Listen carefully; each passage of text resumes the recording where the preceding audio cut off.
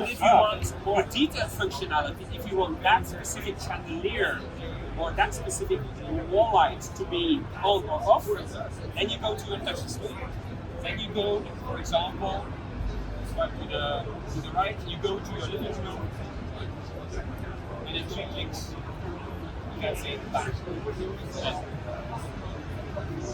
And you go.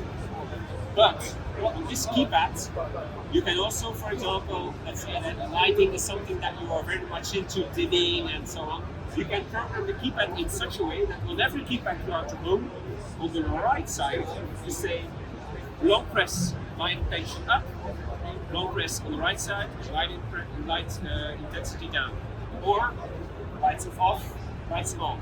Is there a motion detection there? It's a capacitive touch technology. Okay. So we have a. There's no gesture capability. No. It's really like this. 4 buttons. Short press, long press. First layer. Most important one.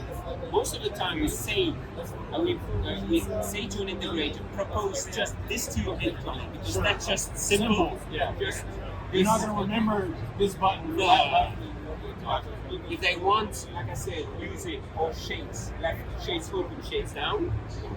And for example, if your end client says, yeah, but if I want a romantic scene for my living room, how do I do that?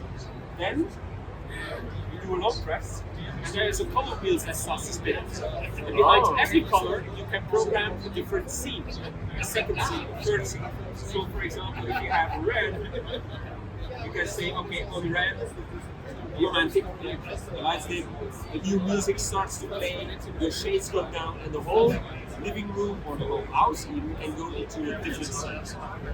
You can program the colors, now you see 4 colors, but you can just also program 1 color, just to make it as simple as possible.